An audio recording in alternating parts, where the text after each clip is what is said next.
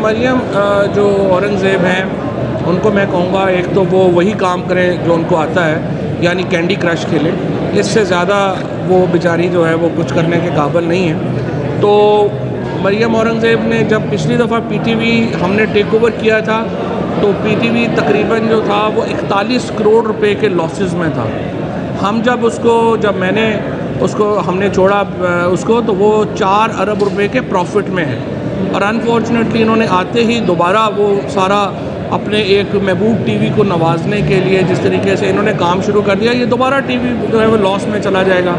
जहाँ तक राइट्स की बात है कि आपने ARY को दिए या फलाने को दिए, वो उसकी जो बोर्ड है उसकी चेयरपर्सन इस वक्त की जो सेक्रेटरी इन्फॉर्मेशन है वो हैं, और DGI SPR उसमें बैठते हैं। वो लोग बेहतर बता सकते हैं कि उन लोगों ने कैसे ये जो दिया था, क्यों दिया था और कैसे दिया था। ज़ाहिर है कि मैं ऑपरेशनल तफसीलात का मुझे नहीं पता, लेकिन ये मुझे पता है कि PTV को जो था वो भरपूर प्रॉफिट में वो आया है। और प्रॉफिट की जो वजह थी वो यही थी कि हमने उसके राइट्स जो हैं वो मेरिट के ऊपर जो है वो दिए थे।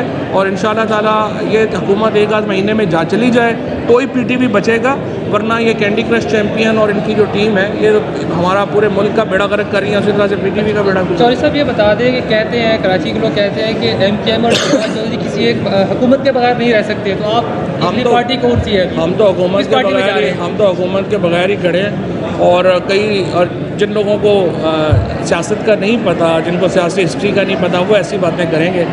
MKM का तो मुझे नहीं पता, लेकिन मुझे MKM के साथ मिलाना तो वैसे मेरे लिए बड़ा तौहीन आमेज़ है।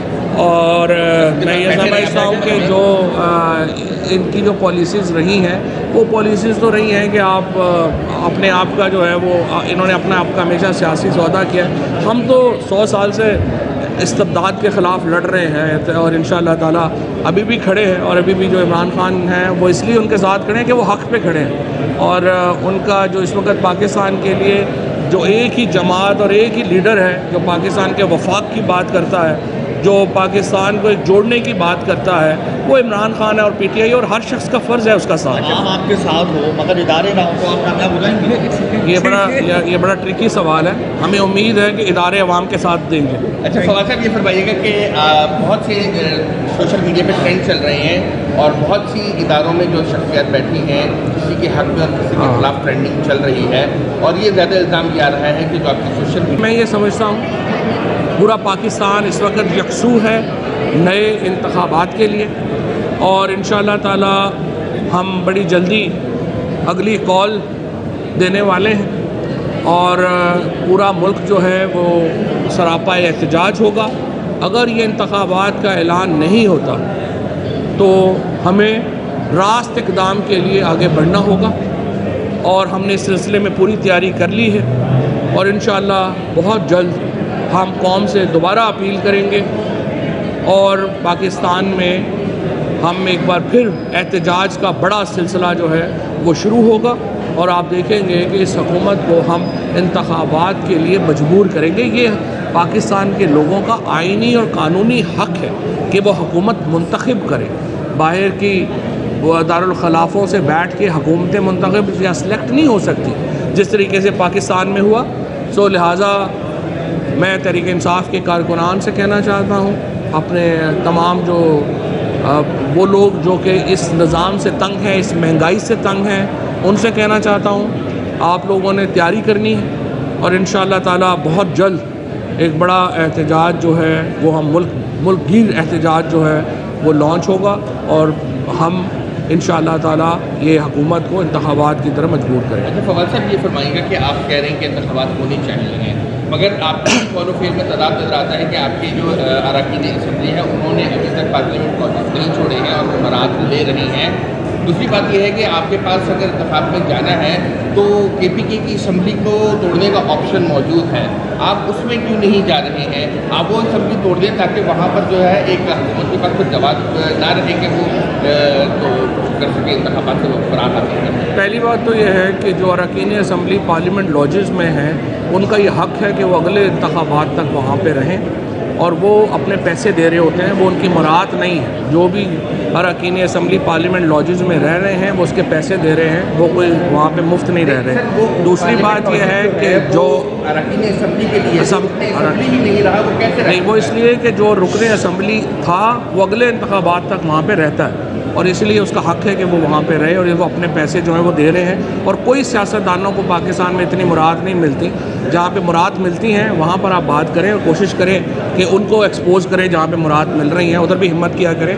हर सियासतदानों को पाकिस्तान में जो इलेक्टेड लोग हैं उनको जितनी मुराद मिल रही हैं वो सबके सामने है। दूसरी बात यह है कि KP असम्बली में साजिश नहीं हुई, साजिश कौमी असम्बली में हुई है, और इसलिए जहाँ पे साजिश हुई है वहाँ पे इलेक्शन होने हैं। KP असम्बली में भी हम एक स्कीम के तहत अपनी जो सियासी हिकमत अमली है उसके तहत आगे बढ़ेंगे। अच्छा, मैं एक सवाल था सर, अभी आपने कहा कि वज़ीर-ए-आज़म साहब सरकारी साहब से ताज़ियत के लिए सरकारी जहाज़ पर गए, तो सर वज़ीर-ए-आज़म को इस हैसियत में सरकारी जहाज़ का इस्तेमाल करने की वज़ीर-ए-आज़म है, साहब किस हैसियत में KP हुकूमत का नहीं, मैं तो वज़ीर-ए-आज़म की एतराज़ नहीं मैं कर रहा, मैं सिर्फ ये कह रहा हूँ कि जब वो ये कह रहे हैं कि आप चाय भी ना पिए, आप अपनी चाय भी छोड़ दें, आप अपनी हर चीज़ ज़िंदगी की छोड़ दें, तो ख़ुद भी तो कुछ कुर्बानी दें ना। फिर अपनी ज़िंदगी के ऊपर जो है वो कुछ तो इम्प्लीमेंट करें कि जहाँ पे उन्होंने कुछ करना है। और इमरान खान ने तो जो ऑस्टेरिटी ड्राइव की थी वो सबके सामने है, और अब तक इमरान खान के जिस तरह से जो ज़िंदगी गुजारते हैं वो भी सबके सामने है। बल्दियाती इंतखाबात का पहला मरहला है और कराची से 35 पुलिस अफसरान भेजे गए हैं दूसरे मकामात पर, कश्मीर, सक्कर, खैरपुर, शिकारपुर में। क्या कहेंगे उनके जैकबाबाद में 10 कदम की हफ्ता हो, तो किस तरीके से आप लोग वहाँ पर फाइट करेंगे, इलेक्शन लड़ेंगे, वहाँ पर? ये बड़ी तशवीशनाक बात है, क्योंकि सिंध हुकूमत ने अपने आप को एक जिस तरीके से एक सिंध में तो एक बदमाशी राज चल रहा है। सिंध में तो जमहूरियत और आइन मुअत्तल है, पूरे मुल्क में ही इस वक्त जमहूरियत मुअत्तल है, लेकिन सिंध में बिलखसूस जहाँ पे आसफ जरदारी साहब और उनके सारे जो चेले हैं उन्होंने वहाँ पर एक पूरा निज़ाम बना लिया है कि जिसके ज़रिए वो ये कर रहे हैं कि वो लोगों को अगवा किया जा रहा है। अगर आपने इलेक्शन ऐसे ही कराने हैं तो फिर आप सिलेक्शन कर लें, और मैं अदालतों को भी कहूँगा कि वो इस निज़ाम को देखें। अगर इस तरह के इलेक्शन होने हैं तो फिर इलेक्शन कराने का क्या फ़ायदा है। अच्छा सर, ये